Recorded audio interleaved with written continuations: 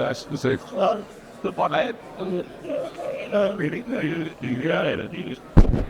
Good afternoon, everyone. All right, excellent. I'm Colonel Dave Gray. I'm the Executive Director here at the Center for Leadership and Ethics. I'm going to play Master of Ceremonies over the next 2 days. I'd like to welcome you to Virginia Military Institute and the 7th Annual Commonwealth Cyber Cup competition.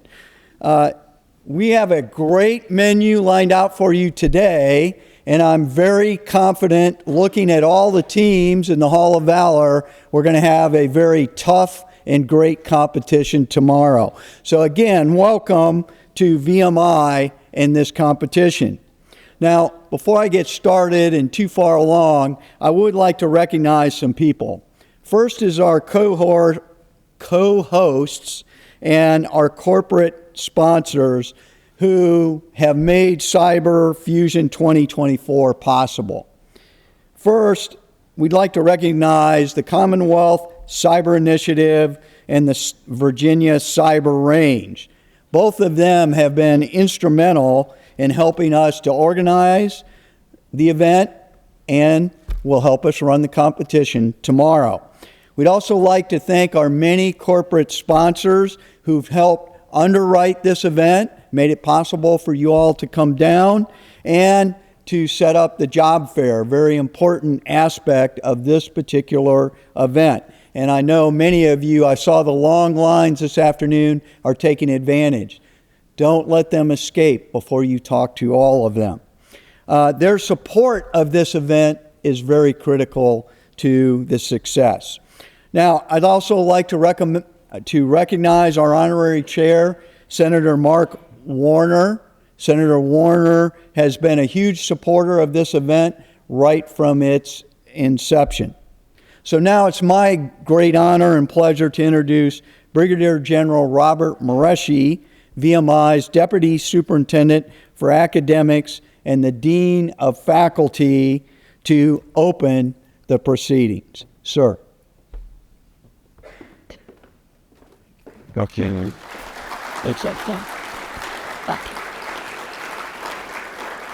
Well, thank you for that warm welcome and nice round of applause. I haven't even spoken yet, so I hope I deserve the applause. Thank you. Thank you, Colonel Gray, and good afternoon again to all of you, and welcome to Virginia Military Institute and Lexington, Virginia. For some of you, it might be your first time here.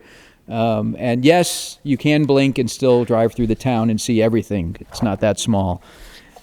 So VMI is really pleased to host Commonwealth Cyber Fusion, and this is an invitation-only event for the colleges in Virginia that are centers for academic excellence in cyber defense. We have most of the eligible colleges here with us today. 20 colleges, 20 of you competing, and 1 observing. And like Colonel Gray, I'd like to mention and thank our honorary chair, U.S. Senator Mark Warner. He has been, from the beginning, a huge supporter of this program and helped bring it to life several years ago. And also to our co-hosts, the Commonwealth Cyber Initiative and the Virginia Cyber Range, and thank them all three for their support of this event. You'll be hearing from both the Commonwealth Cyber Initiative and Cyber Range at the dinner this evening. Now, I would like to especially thank the Virginia Cyber Range for putting together a challenging Capture the Flag competition that you student participants will be tackling tomorrow. And we have 2 competition categories, one for community colleges and one for 4-year institutions. Whoever scores the highest overall gets to bring home the coveted Virginia Cyber Cup. The entire event is designed for you, students, for your growth, your development in cyber and cyber-related fields. You are the future of cybersecurity and the cybersecurity workforce in the Commonwealth and in the nation. According to the World Economic Forum's Global Cybersecurity Outlook report that was released very recently, there is, as you might anticipate, might expect, growing inequity in cyber resilient capacity across organizations and countries. In addition, they also reported the rapid spread of generative AI and other new technologies pose a considerable security threat to governments, businesses, and us as individuals.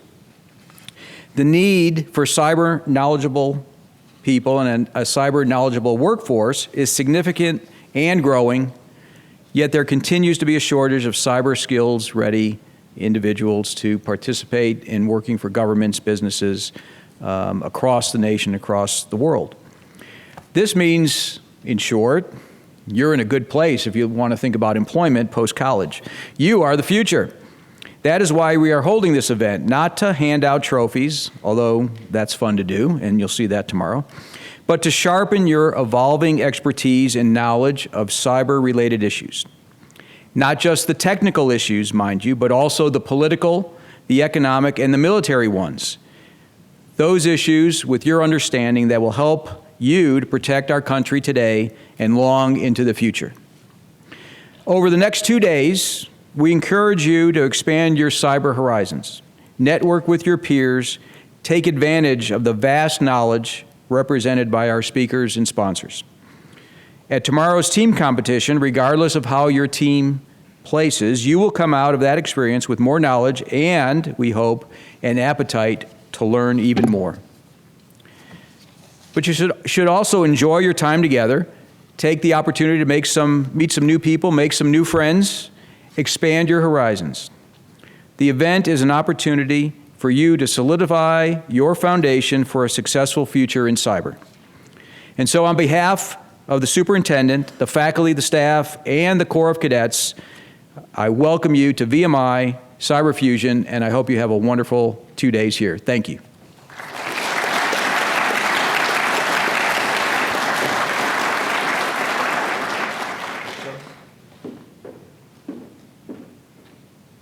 Well, it's now my great pleasure to introduce today's keynote speaker, Mr. Oki Mek.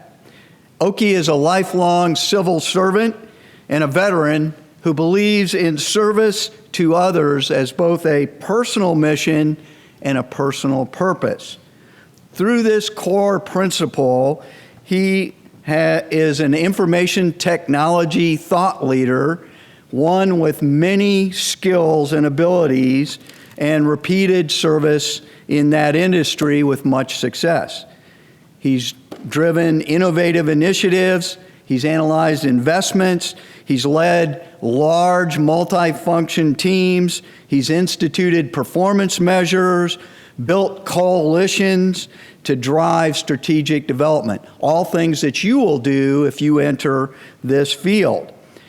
Thus, he's been an operator, he's been a technologist, and now an executive.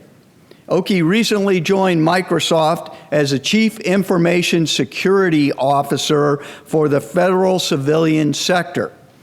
His civil servant career spans nearly 20 years inside the federal government. As mentioned, he's a veteran in the Army National Guard and a fellow infantryman near and dear to my heart.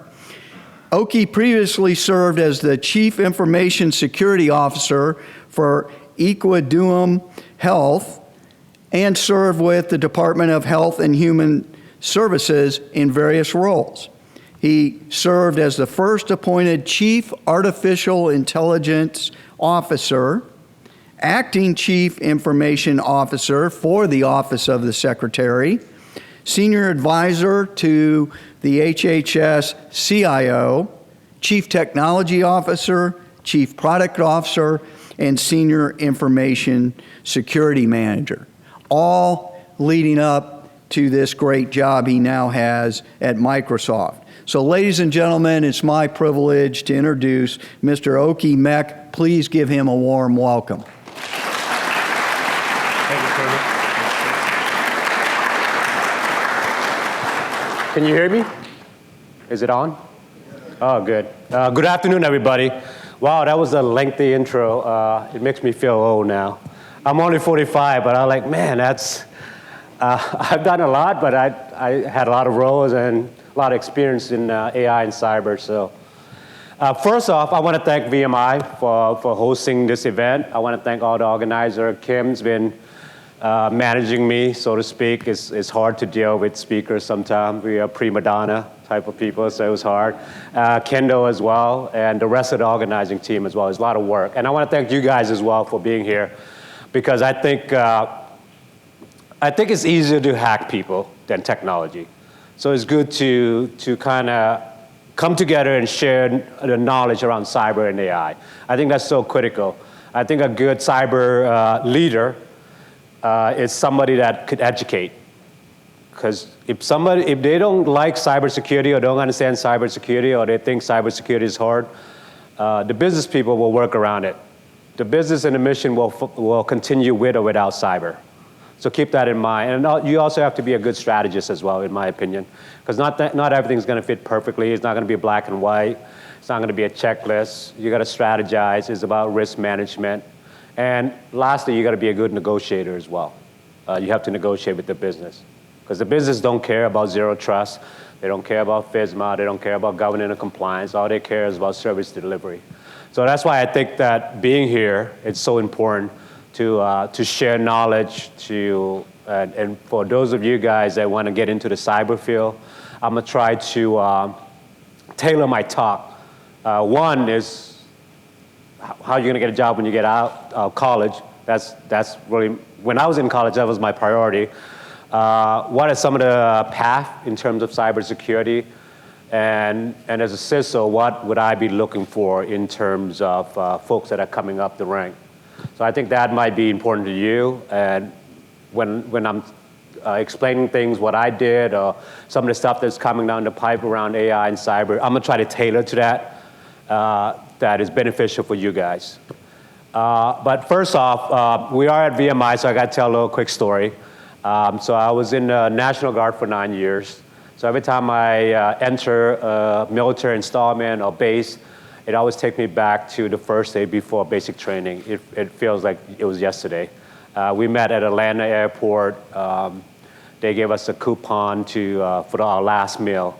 Then the guy that gave it to us, he was smiling, like he's got this evil smile. He's like, oh, here's your coupon. Enjoy your meal. Basically, enjoy your last dinner, so to speak. So my basic training was in Sand Hill in Fort Benning. It was 2.5 months. And we had 4 hours off. I mean, it was kind of hell. It was bad. And then we went for advanced infantry training the second summer, and we had 4 hours off as well, the entire 2.5 months. And then after 6 years, I got tired of sleeping outside, being infantry. I don't know if anybody's an infantryman, like the colonel. You sleep outside a lot. Yeah, you sleep outside a lot. You walk up and down the hill. You carry a lot of stuff on your back. I just got tired of sleeping outside because I'm a tropical person. I was born in Laos, so I'm like, I was on the equator, so I don't like the cold. So I got tired of sleeping outside. And I was like, oh, I'm leaving. I'm done up to 6 years. And then the recruiter at the time was like, oh, you know, your ASVAB score is very high. Why don't you get into Intel? I was like, do I have to sleep outside? And he's like, no. I was like, all right, sure. So I went to Fort Huachuca, which was in Arizona. And we went to school, and then we get up at 5 o'clock at night every day. I was like, man. And then we get the weekends off. I was like, wow, this is a vacation. This is a cake. So it was easy, in my opinion. Fort Huachuca was easy, the Intel school there. But then when I got back to my unit, they found out that I had some infantry background, so they put me back in cavalry. So that's kind of like infantry. Like, you know, you could put up with the elements, so we'll put you back into the infantry unit. It's a cavalry, it's like a Humvee unit. But that was my military story. Like the colonel said, I believe in civil servant. I believe in serving others. That's why I was in the government for close to 20 years. So I brought a note to make sure that I stay on pace here. So first, I don't just want to talk up here for 45 minutes. If you have questions, there are 2 microphones up here. I want to make sure that you guys get this, what you want out of this, than just me trying to say something that might not be relevant to you guys. So it's important for me that you guys get the best out of this talk. So I started, and this is important. I started when I started in the government. Have anybody heard of the FISMA? I'm going to talk a lot about government because my experience in the government. FISMA came out in 2002. That's why I started my career in the federal government. I think it's a good entry if you guys want to be CISO one day, or senior manager or senior director in cybersecurity, and here's why. The GRC, which is Governance, Risk Management, and Compliance, you look at cybersecurity in a 360 view. You look at physical security, you look at identity, you look at network, you're looking at access, you're looking at audit logs, you look at cybersecurity as a whole. Because sometimes you enter a cybersecurity career path, maybe engineering, architect, or in sometimes coding, administrator, you tend to stay in that area. But with GRC, if you look a lot at CISO, they have a lot of GRC background because GRC doesn't look at just technology, they look at business aspect as well.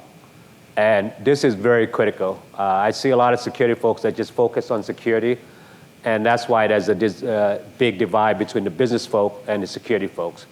You have to understand the mission and the business, and you have to strategize your security strategy around the business and the mission. Because without the business and the mission, there's no IT or no security. Think about that. You have to align for it. And if you become a CISO one day and you need to request for money, it has to align with the mission and the business. Otherwise, you're not going to get the money. And then you get disgruntled, and then you don't have enough money to run your program. So always align with the business and the mission. So I did that for a while.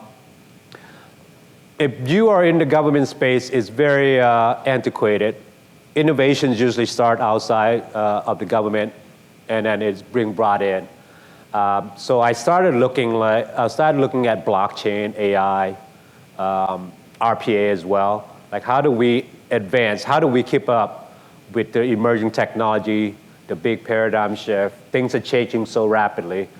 Some people consider me as a disruptor, but I don't consider myself a disruptor. I consider myself just staying pace with what's going on in the environment. Things are moving so fast the past 20 years. When I first started the government, it was very easy. There's a line between an intranet and internet. There's a line between outside and inside. Now, with the emergence of cloud, the line has been so gray. That's why there's a zero trust. Now the line is like with identity. Now they're focusing on identity more to have that DMZ line. So always think about that. That's why I became the first chief AI officer, because I was focusing on so much around AI. As I move up in the government, you kind of do less of the technology. You start looking at strategy. That's how I became the first chief AI officer 4 years ago. There's actually, so there's a lot of push around AI recently. And here's why it's so critical to cybersecurity. The bad guys are using AIs, so to speak, when you think about it. If you look at the internet, 64% of the traffic are actually bot traffic, or AI, or machine learning. So 35% of the traffics are actually humans. So we are in a minority on the internet. That's crazy, right? We didn't think that way back then. So we are in a big paradigm shift, in my opinion. So in terms of AI, I believe that the government has a responsibility to put up guardrails, because there's a lot of things that could happen within AI that I think the government has a responsibility to put up guardrails and make sure that it's ethical, our moral compass is pointing up north, pointing in the right direction, is unbiased. There's a lot of things within AI that could really affect society as a whole. So there's a lot of executive orders that came out within the White House. The EU is pushing a lot of guardrails around AI as well. And I think it's critical in the cyberspace. There's a lot of use cases around it as well. And I'll talk a little bit more about that. So the first executive order is sustain sustain American leadership in AI. So the U.S. is a mixing bowl. We are definitely in the lead in terms of R&D in AI. But China's right behind us because China, it's a copycat culture when it comes to technology. Whatever we have, like Facebook, Google, Amazon, they have a version of it in China. And they don't have privacy rights. So they have more people, they have more data. So in terms of implementation, they are ahead of us because they can move faster. AI needs data. Without data, there's no AI. So there's this arm race in terms of leadership because it has some geopolitical implication. It has economic implication on this AI race. It has national security as well. You're going to see a lot of AIs and bots and machine learning in the battlefield as well. And if you watch Oppenheimer, technology does play in who wins and who lost in the battlefield. So I think AI is so critical. And in the future, you never know, whoever wins this AI race might be the next world power. It's scary, but it's coming. The next war, this is just my personal opinion, not my Microsoft opinion, but it could be a cyber war. Think about everything. We are so connected to technology. Everybody has a device on them. You don't know if your home is spying on you. You got a Roomba, you got a refrigerator, you got a microwave that all has computer chips in it. You have smart city when you drive out. Let's say, I'm from DC. Let's say if somebody hacked into our system and turned all the lights during rush hour all white, all green in the middle of rush hour, that would cripple the entire city. It's easy as that. So that's why we got to take cybersecurity so seriously. And in terms of the arms race in AI so I think the U.S. is in first. I think China is right behind us. Germany and France are up there as well. So there's this arm race between state and nation, but there's arm race between the bad guys as well and the good guys. That's why we got to put up these guardrails. There's actually a story that came out that the bad guys are using ChatGPT to try to hack into the system. So it's out there. So just because it's out there doesn't mean that people are going to be using it in a good way. There's a bad guy that's looking at AI as well, that's trying to hack you. So that's why you have to continue to evolve. AI is here. AI is not going anywhere. When people are afraid of AI or don't want to touch AI, it makes me think back in the mid-90s, 1990. For some of you guys were not even born, so it does make me feel old, but let's say somebody from the mid-90s and said, hey, there's this thing called the internet. I'm not going to touch it because I'm scared of it. There's not much standards around it. I'm not going to go near it. But look at where we are now. Look at the internet. Everybody's using the internet. Same thing with AI. AI is here. It's not going anywhere. You have to disrupt, or you will be disrupted. For those that are fearful that your job will go away and be replaced by AI, I think you have to embrace AI. Otherwise, I think it's going to be tough to. It'd be very tough to in the workforce when it comes to especially cybersecurity. There's no questions. I don't want to ramble on. I want to make sure that I tailor my talk to you guys. If there's a question, please come up.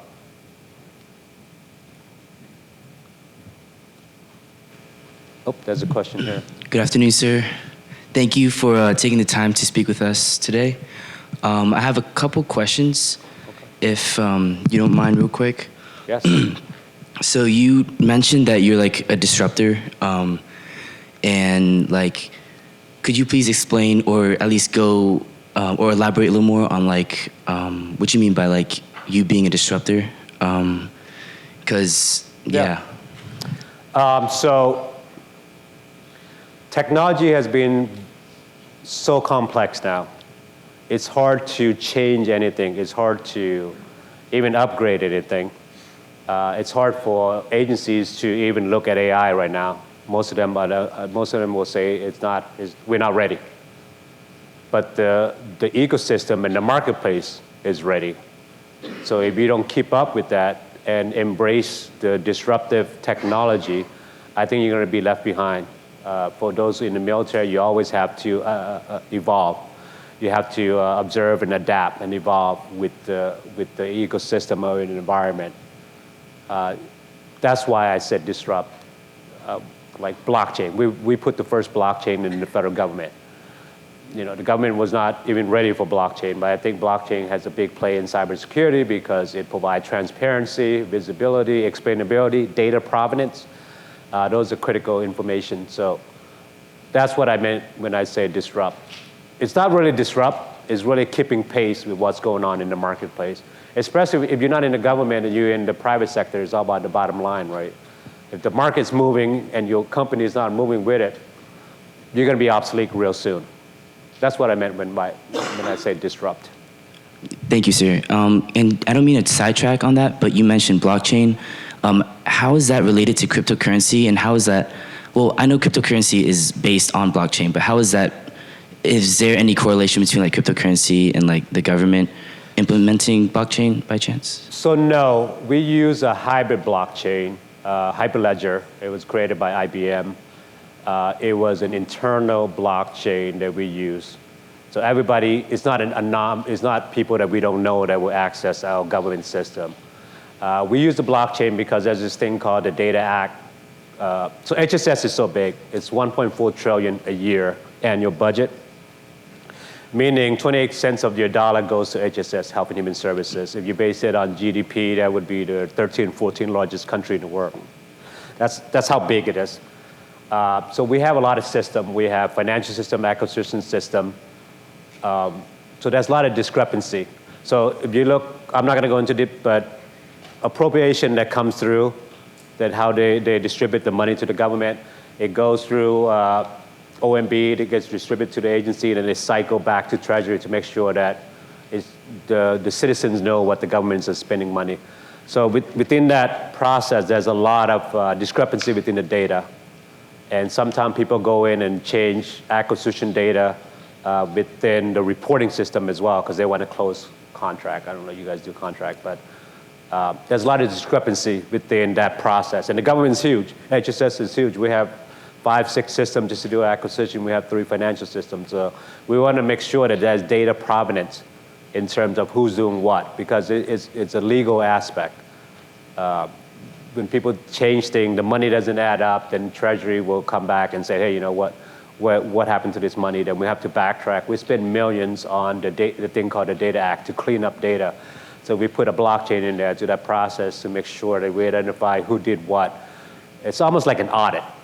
Audit data log that cannot be deleted by one person. That's what we use the blockchain for, is for transparency, visibility, and the data provenance. It's like logs, but logs that are controlled by one person. Okay, thank you, sir. And one last question. You said putting guardrails on AI. Could you please elaborate a little more on that, if possible? Yeah, so there's a lot of ethical concerns. That's why I want to talk about AI. There's a lot of concerns around AI. There's a bias concern. The reason there's a bias concern because the data that's feeding into AI is created by what? By humans. We are all biased in some extent. We are racist in some extent because we revert back to our experience and just our background. But you have to include diversity and inclusion into managing this the AI. There's got to be human in the loop. There's a camera company that added machine learning into the camera where it doesn't take the picture if you blink. But with the Asian community, because we have squinty eyes, it didn't take the picture. So that's one aspect of having this responsible AI principle, because we didn't apply the knowledge from different group. So that would be a bias algorithm. There's also some concern around going green as well, because AI takes a lot of energy. there's the civil rights folks was working closely with us as well to make sure that the underprivileged, there's over 2 billion people that don't even have a phone, even identification, that are running from refugee camp to refugee camp, that data is not represented online. So how when you create an AI algorithm, how are those people represented in your algorithms and this decision making? So that's not fair, right? Because I think we are all humans.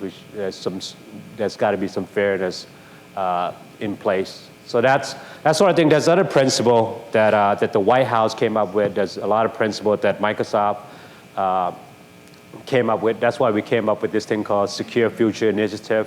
We're going to be working closely with government, not just U.S. government, but government across the globe, because we are an international company.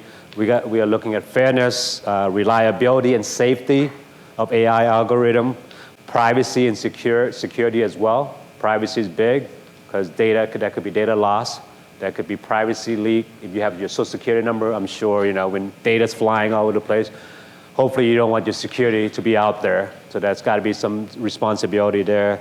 There's got to be transparency, because there's a lot of audit. You got to be able to explain it. The government started using AI for OPM. Like if you apply for a job in the government, they started using AI to filter out who should get the interview. What if you think that you are qualified for that job and you didn't get it? Like you want to go ask, like, hey, I'm the best. I think I'm the best candidate here. Can you explain why that person got picked and this person didn't get picked? So that machine learning has to be able to explain why I didn't get the job. Same thing with contract too, because there's millions and billions of dollars involved. You want to look at like why did this company gets the contract and why this company didn't. That machine learning has to be explain it. That's accountability as well. And then inclusivity, I think that's another one that we talk about. I think diversity and inclusion is huge. You can't have one group of people control the AI. I think it has to be inclusive. Everybody, it's almost like raising a child, right? It's going to be a reflection of you, because the data is coming from human. You're raising AI is like raising a child. You have to teach it with data, and then you have to reinforce it with human in the loop, reinforcing it, make sure that AI is doing things that is benefit of society, of humankind, and not divert from it and become evil or something. So that's why there's got to be a guardrail in place. Hopefully that answers your question. I gave a very lengthy answer, so just an FYI. All right, thank you, sir. Thank you. Question over here. Oh, there you go. Hi, so thank you for doing this talk today. Great to hear from you. So my question is, how do you ensure AI is unbiased when like the data going in is so biased and polarized? If you're scraping social media sites, YouTube comments, search results, all of that is inherently very biased. So is the U.S. government, is Microsoft making that a priority to ensure that these kinds of things are as unbiased as possible when they go out? Yes, that's why there's an executive order on responsible AI. There's different principles. One of them is unbiased algorithm. The internet's very biased, and if you look at the comments on Facebook or YouTube or Instagram, it's all by bots. If you really read it, it's actually by bots, and you can control the mass. There's this thing called information war as well, that you could control the mass and society through information. So that's why you need a human in the loop. And second, you need a lot of reinforcement from different groups. There's got to be a check and balance. Machine learning can't be just go off. We have a thing called Copilot. I don't know if you ever heard of it. It's a running joke. It's not autopilot, it's Copilot. So you need a human in the loop to make it work. Otherwise, like you said, it'll be biased and it'll be just run amok without. It's like a child, right? You gotta. If you're raising a child, you got to continually reinforce it and pay attention to it, and not just like, oh, go off, you're on your own. We'll just feed you and clothe you and house you, but we're not going to raise you to be a a good person to society, a good person with moral compass. But Microsoft's doing it. We align with the White House responsible AI as well. And then one more follow-up question to that. So, like, how do you ensure that you're approaching this in like an ethical manner? Because, for instance, ChatGPT was built on scraping a large portion of the internet. And at least in some circles I'm in, a lot of website owners were concerned about the privacy and security issues that were caused by ChatGPT simply scraping all of their content en masse. There were also issues where it was found, say, just regurgitating Wikipedia results without citing it, which is then an issue because that violates Wikipedia's terms of use. So is there also initiatives to ensure that you're approaching this in like an ethical manner and you're asking for consent before using data and those sort of things? Yeah, no, that's a good question. That goes back to the responsible AI as well. That's why it is so critical that the government put up these guardrails. Sometimes industry will focus on the bottom line, but it's the government's responsibility to put up this guardrail. That's why a lot of government officials, that's why we try to have this conversation with government officials that let's talk about the concerns, let's talk about risks around AI. Because there are a lot of risks and concerns, but there's a lot of benefit as well. Right. So if you look at the executive orders on responsible AI, that will list everything that we need to do.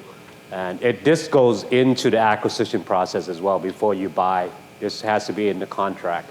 That is ethical, it's visible, it's transparency. It has some kind of moral compass that will benefit society, that it's not doing harm, more good than harm, more harm than good. It's all under the responsible AI. It's called Trustworthy AI Executive Order. For Microsoft, it's called Microsoft Responsible AI Principle. All right. Thank you very much. Thank you. I appreciate you being here as well, as I'm sure we all do. So I have a question that's more along the lines of like the ethics of using AI. So when it comes to like, law enforcement use and the government uses, when is it sanctioned to actually use artificial intelligence to aid investigation, forensics, and similar types of work? That's a very good question. I actually had this conversation with somebody earlier this week. So our privacy law, the federal privacy laws, has not been updated for like, I think, over 30 years. That's why California came up with their privacy law recently. Not recently, I don't know the exact date, but it was definitely newer than our federal privacy policy or law. I don't know, that's a good question. I mean, I love sci-fi movie. If you're in cybersecurity, you should read a lot of sci-fi books and sci-fi movies, because that's how the hackers get some of the tactic. Because writers are very creative, movies writers are very creative as well. That's how a lot of the bad actors get their strategies from. That's why I think it's so important to have this conversation. I know a lot of government officials have that concern around privacy. Then they just say, oh, we don't want to use AI. But I think the White House is pushing it. There's this arms race of AI that you have to explore it. That it's not going anywhere. It's here to stay. I think we need more conversation around it. Privacy law, I think it needs to be updated. It will infringe on the privacy if you don't do it right. That's why I kept saying guardrail, guardrail, guardrails. It's so critical. I don't have the answer to that, but I think there's a conversation that needs to be had in terms of how does privacy and AI intersect, and how does it impact privacy, because AI needs a lot of data. And there's some cases, there's a lot of HIPAA data, PHI data, PII data. I think the key to that is to categorize the data correctly. You have to be a good data owner to make sure that there's no data loss. There's a thing called data loss prevention. If you're in cyber, you should learn about that. GDPR, I think, it's a good data standards from the UK, the EU. You got to look at data. cybersecurity, if you go into a cybersecurity, you categorize the system by the data. So the data is so critical. It's a low system, moderate, high, top secret, SCI and above. So national security data. So data is so important, how you classify things, and it applies to privacy as well. I don't have the answer to that. That was a lengthy answer, but I don't have an answer to that. But that's a good question. Yeah, and just a follow-up to that, because it's a political problem and an ethical problem with artificial intelligence, how do we as security specialists or computer scientists have the, I guess, dedicate ourselves and find the inspiration and everything to move forward in that when we're constantly being challenged by the government and the geopolitical space to not do that? Say that again, not to do what? So, like, we're pushing artificial intelligence, moving forward with it, learning about it, but there's also the political aspect of it, of where there's lines you can't cross, and there's a fine line between good and bad things you can do with artificial intelligence. So, how do we find the motivation to pursue it when the lines are so blurred? There's always fear. I think sometimes you don't understand something, there's fear. A fear of change, a fear of disrupting the ecosystem. When the internet came out, people were fearful of it because there weren't much standards around it. But, here we are. I think having this executive orders and guardrails, OMB's coming out with a memo that every agency has to have a chief AI officer. I think I agree with it because I was a guinea pig. I was the first one to do it. And people always ask me, like, why do you need a chief AI officer? I say, well, one, Gartner did a study that 85% of AI project doesn't see production. Because one, security would stop it. The privacy officer would stop it. They didn't meet all the principle of ethical AI or responsible AI. And lastly, they couldn't get the data. Data is very bad inside the government.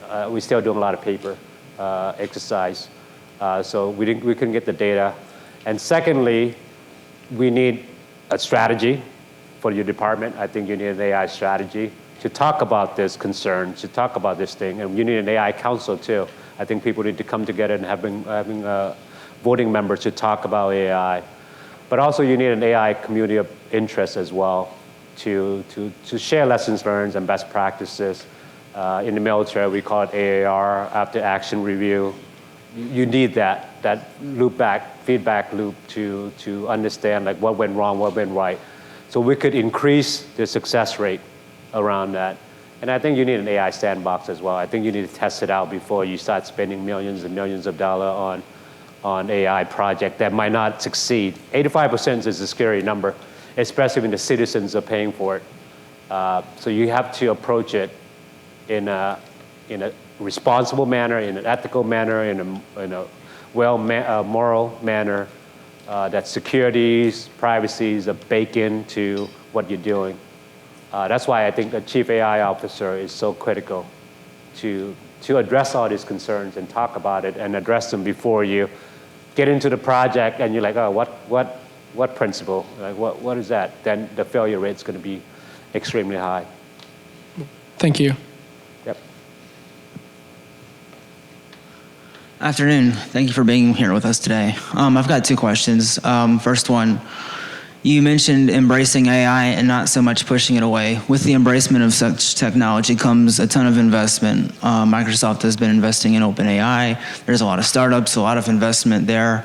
With that being said, do we run the risk of running into a similar situation with the dot-com bubble? Or are we fully in the stage of a full-on arms race? Wow, good question. There was an internet bubble because when I first came out of college, it was hard to find a job in IT in 2001, 2002. I hate to say it, but yeah, I think there will be a burst. I thought NVIDIA, I don't know you guys trade stocks, but NVIDIA reporting came out last night.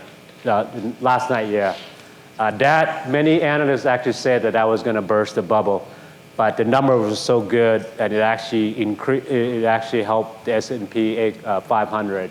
It actually helped Bitcoin and crypto as well because there's correlation there between the stock market and crypto. I think we inflated. I think the market's inflated. I think we printed, 40% of our money during the pandemic. I think the AI thing it's a law of physics, right? What goes up too fast is going to come down fast. It's like if you look at the stock market, it goes like this, right? But if you zoom in, it's like this. I think we are like this on the AI front. I think that's why the government's pushing fast and hard to come up with these guardrails. Like, hey, make sure you put up this guardrail if you're going to do AI, especially doing work with the federal government, especially with DOD. I mean, DOD is the biggest employer in the in the world. So I think the government's trying to catch up, but there's a lot of buzz around it. In crypto, there was a lot of buzz around it. Now there's an AI buzz. I don't know. I mean, from my perspective, I believe in physics. What goes up must come down. There will be up and down. I think we are at the up now. So there might be a crash. I don't know. I think with inflation as well, that could affect how the big tech are doing in terms of revenue and profit margins. So I think the overall market could impact the AI market as well, or vice versa, because the Magnificent Seven company, it makes up the majority of the S&P 500. If you look at Apple, Microsoft, AWS, Google, Meta, those companies actually could really control the S&P 500. I'm not an economist, so it's hard to tell, but I think we went up very fast. But I don't know if it's going to come down. I don't know. Yeah. Alrighty, and my second question, we've talked about guardrails. This past year, we've had some seriously concerning suggestions made by AI models to human users. So with that in mind and with all the other concerns in mind, how do we get to a point where there's balance between progressing in AI development and putting up guardrails at the same time? Yeah, that's why we came up with this thing called Secure Future Initiative. I highly recommend you read it. The first one, there's 3 pillars to that. First one is that it has to be AI-based for cybersecurity, but the second one is where, to answer your question, is having a standards around AI development and having it being secured. And the third pillar is to work with state government to come up with all these guardrails and norms on how you develop AIs and large language models. We have to work together. I mean, if we are to win an AI race as a state, nation, as the United States as a whole, industry has to work with the government. We have to come together and work. I think it's so critical. That's why I think Microsoft came up with the SFI initiative. I think it's about coming together and working and understanding the guardrail, understanding the concerns and risks. Because people want to talk about AI is fun, but they don't want to talk about data, which is 90% of the work to doing AI. They don't want to talk about the risks and concern as well, especially business people. There's a lot of, 80% of systems that are built in the governments are built outside of CIOs and CISO. It's built by business owner where they could just procure from the cloud company, a platform as a service, software as a service, infrastructure as a service. They just want to move fast, right? It's all about service delivery, about meeting mission. And then the CIOs and CISO has the worst job. For those of you guys that want to be CISO, it's probably one of the worst jobs in the world. In the government, the life expectancy for CIOs and CISO is about 18 months. If something happens within your company, you more than likely, especially a publicly traded company, you're going to be asked to leave because you have shareholders, you have boards. Sometimes you're just a guinea pig. If you follow the news on Uber, CISO, they got hacked. They claimed that it was a ransom. They claimed that it was a bounty, meaning that I hired somebody to hack me. And then they found an entry point, so I pay them. But it was actually a ransom. And they didn't report it because Uber has a lot of our data. Most of us use Uber. So that information was leaked, and I think the guy's going to jail. So you could go to jail as a CISO, FYI. So it's not an easy job. It pays a lot. I hate to say it. I could throw about some numbers, right? I'm not me, but a lot of CISO in a big tech company could make 1.3, 1.5, 1.8 mil a year. It's a tough job, but you know, look into GRC if you want to get into it and understand the business side as well, not just the technology side as well.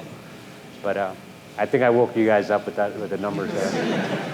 I think I just went off topic. I'm sorry. All righty. We Well, gotta get thank some you. fun questions out here. We're getting too serious. It's gonna be a long 2 days, right? Thank you very much for your remarks. You've talked a lot about guardrails, and from what I've understood in listening to you, a lot of the guardrails that you're talking about are more at the level of the development and developers. I work in state government, specifically with education policy, and there have been some executive orders from the governor related to creating guardrails and guidelines at the level of the user. And we don't have anything to do with the development of the tools. It's really more about appropriate use of the tools that other people are creating. And so I'm curious if you have recommendations for how we can approach that in this very fast, changing environment, rapidly changing environment. It feels like we're constantly reacting, just trying to get our heads around what's out there, let alone being able to say, how should this be used in the future when we don't know what the future holds?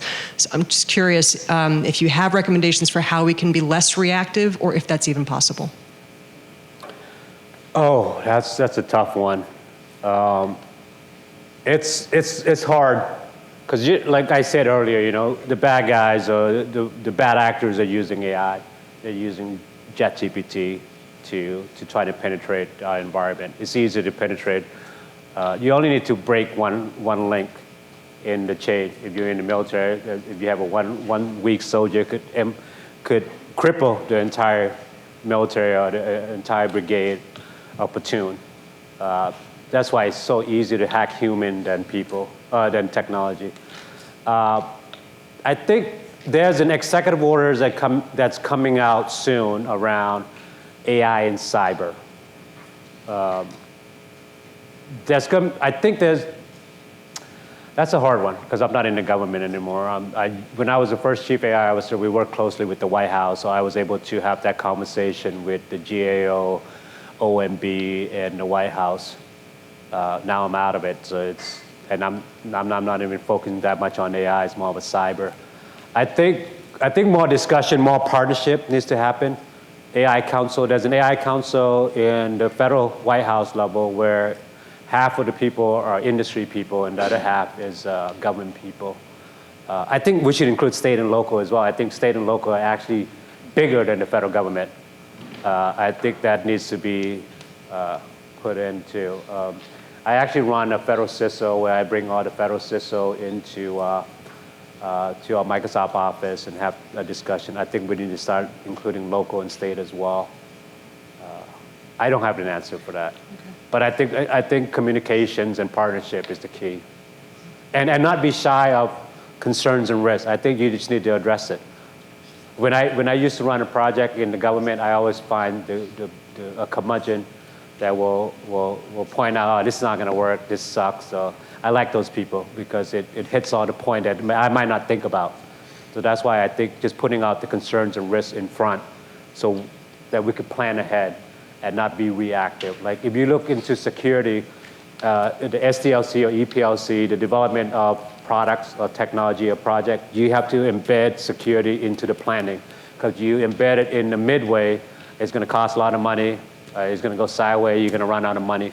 It's good to embed ethics, responsible AI principles, security, privacy into the planning as the requirements instead of in the middle. I think that might be a good place to start. Thank you. Yep. Hi, I had a question that maybe is more fun, maybe not. So news keeps coming out about AI learning things that nobody taught it, about AI talking to developers and suggesting that humans are a problem that need to be eliminated. How much do you think that is there any kind of risk of like Skynet situation happening? That's a good question. Elon Musk talk about this a lot. I think humans are fundamentally flawed. We are biased in some sense. We act on emotion. Sometimes we're not very logical. But that's what makes us human and makes us so beautiful. We are imperfect, and there's a beginning and there's an ending.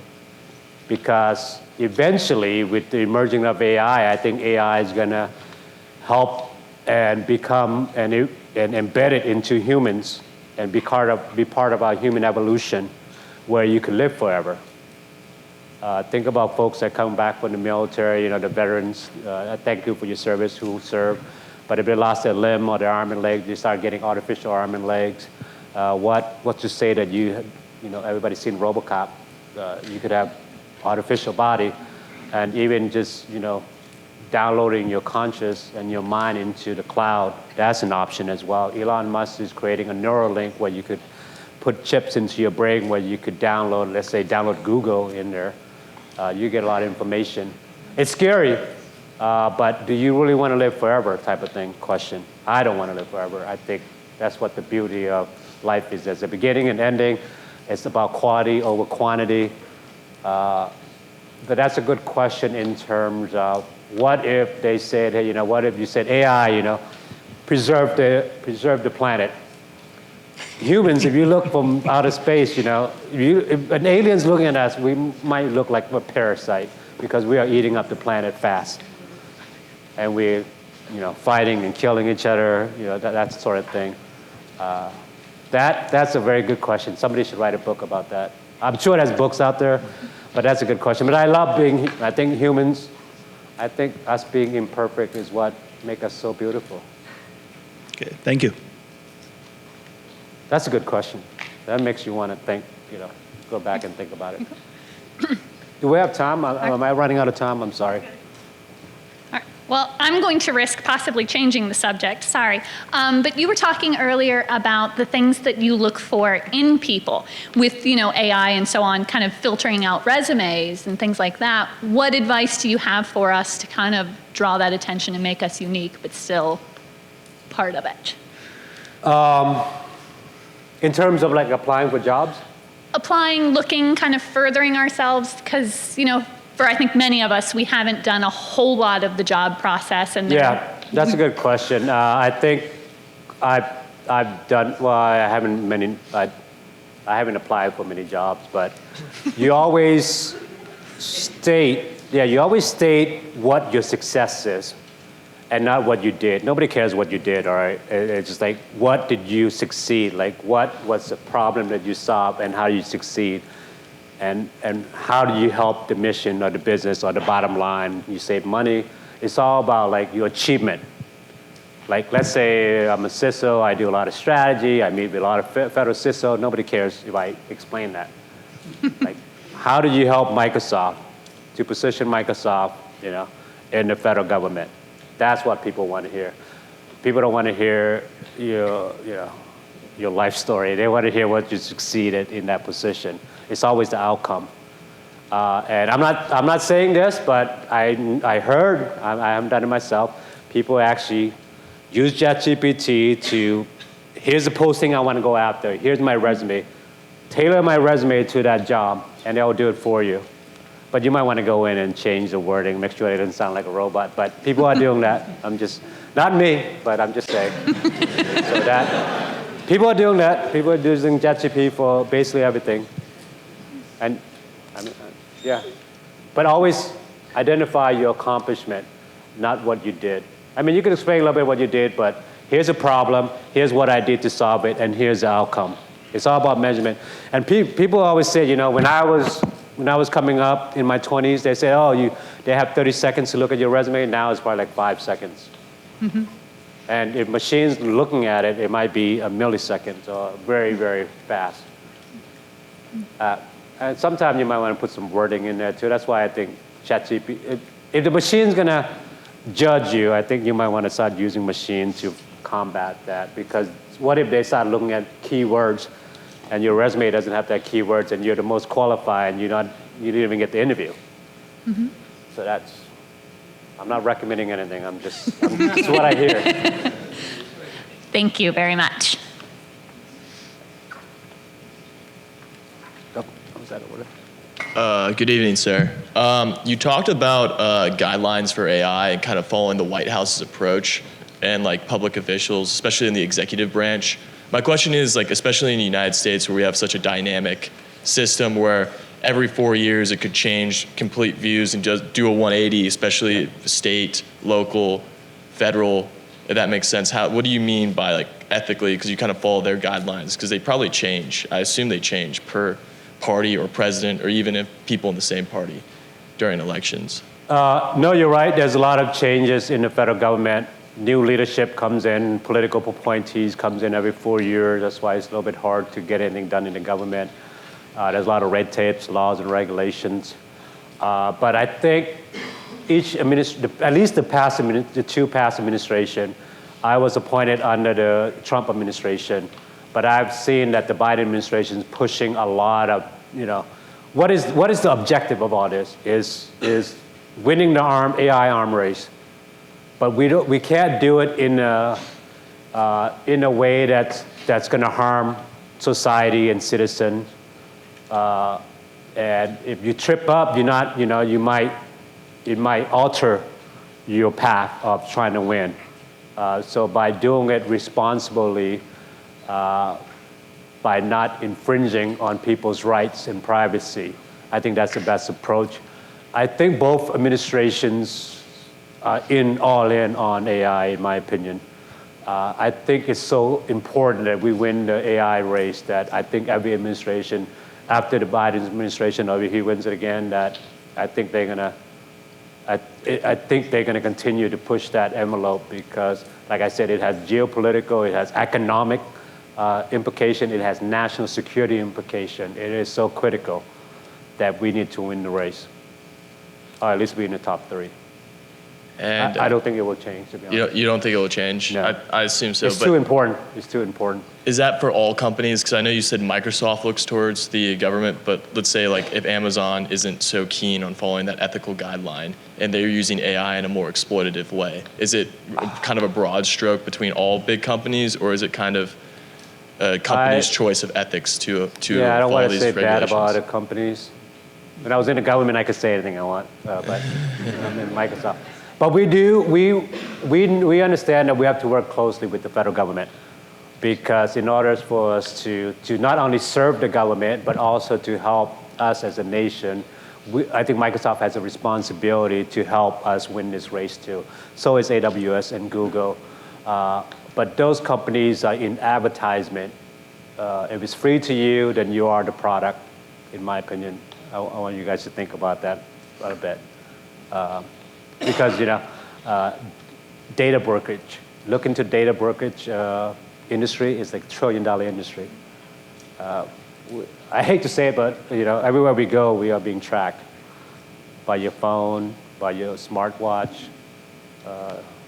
It's kind of scary. Well, thank you, sir. Yep.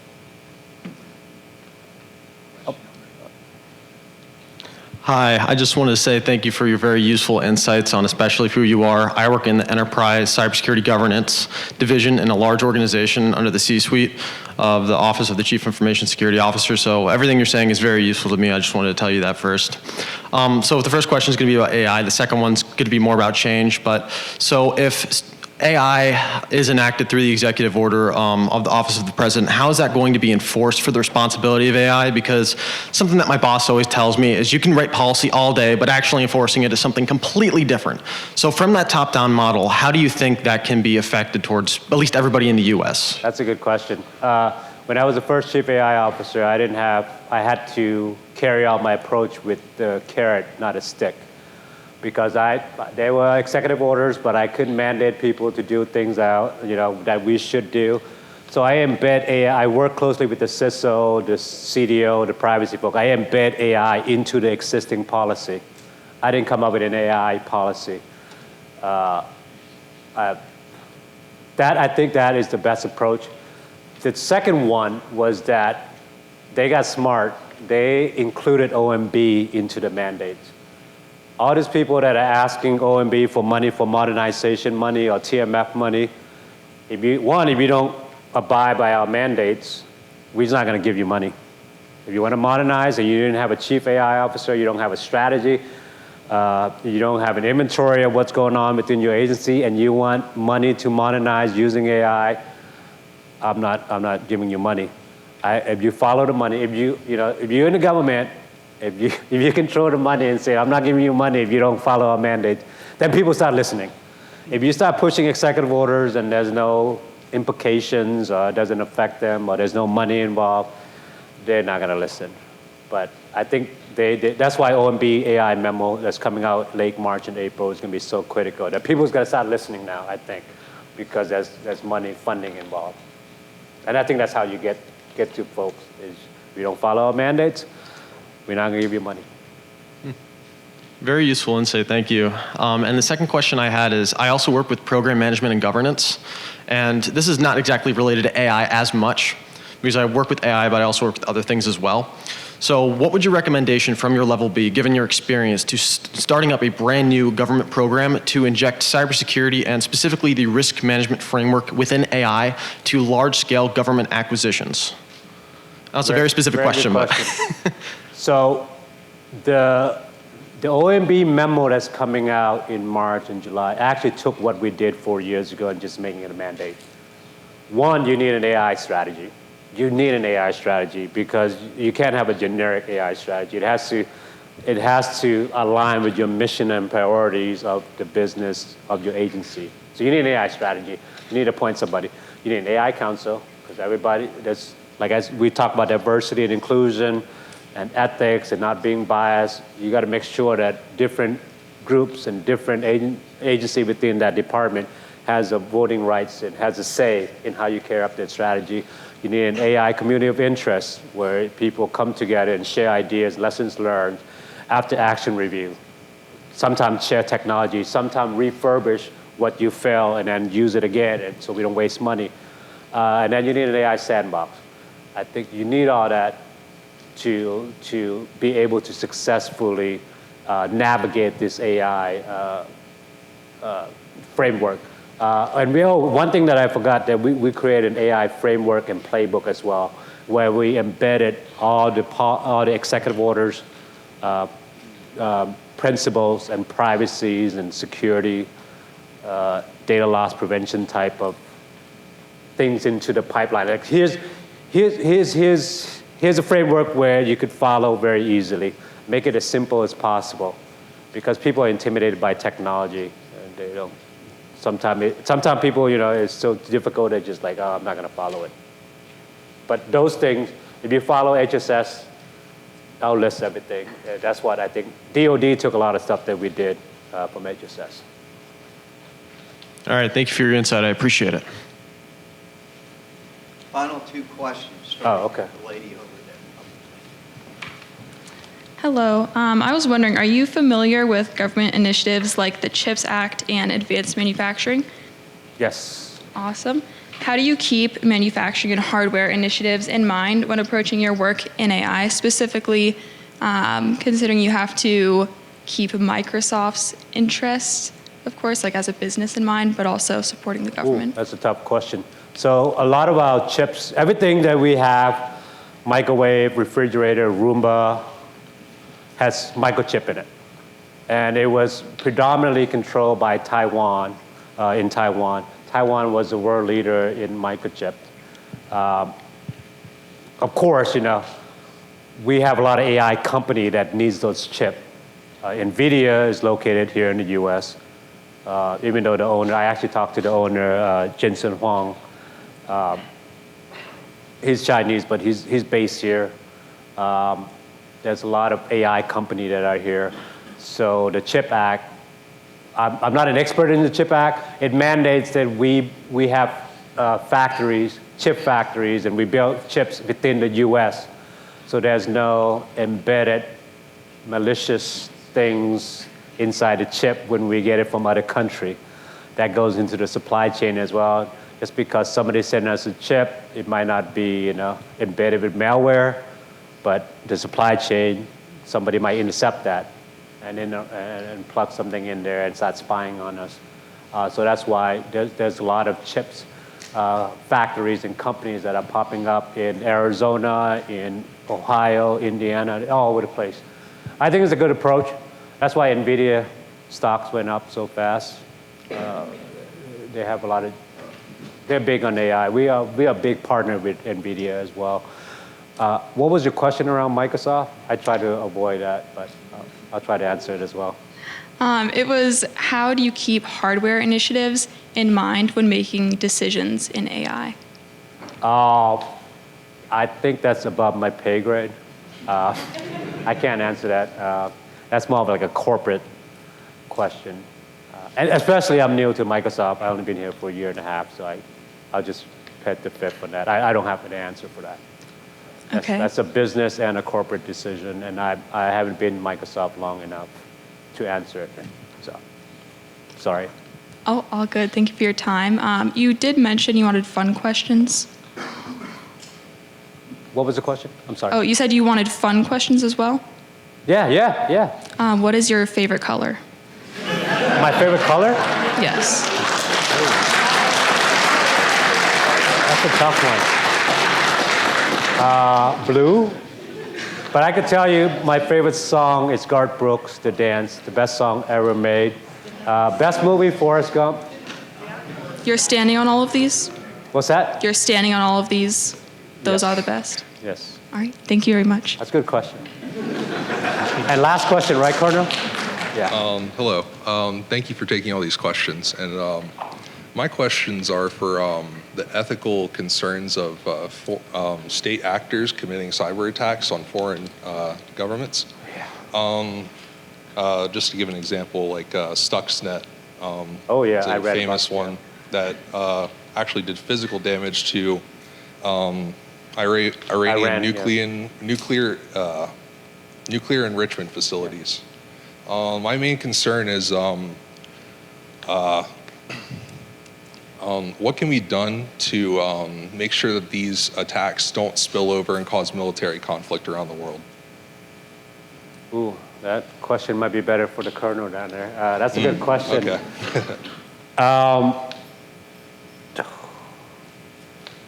That's a tough one. I do see, like, in the future that a lot of war will be in the cyberspace because there's no boundary online. Even though, I don't know if you guys noticed, there's this concept called digital nationalism, where there's two internet. You guys know that there's two internet in the world, right? One is global and one is China internet. It's blocked up. A lot of countries are looking at digital nationalism where, like, let's say I go to Canada, I have to show my passport, right? But online, you don't need to show passport. But I think, going by the zero trust model, you're going to start putting up more borders and getting harder to go from one place to the next, which is kind of scary. There's no free flow of information. But in terms of state actors, kind of weird, right? Because everybody heard of VPN, right? You could hack somebody and pretend like you're in Russia or in another country, but you might be sitting in, like, in Europe or in Africa somewhere. So you could cover your tracks, so to speak, and then start a war that way and say, oh, it was China, it was Russia, but it was somebody else. That's a tough one. I hope you have a good cyber expert like you guys. You guys are the future. You guys are going to have to solve that to backtrack and do a forensic investigation that state actor actually conducted that breach or that cyber attack. Today, people still hasn't claimed Stuxnet yet. I know Israel claimed it. I don't think the U.S. ever claimed that. So, I don't know. That's a good one. Okay, I appreciate it. Thank you for your time. I think I'm over time already. Thank you, everybody. Much appreciated.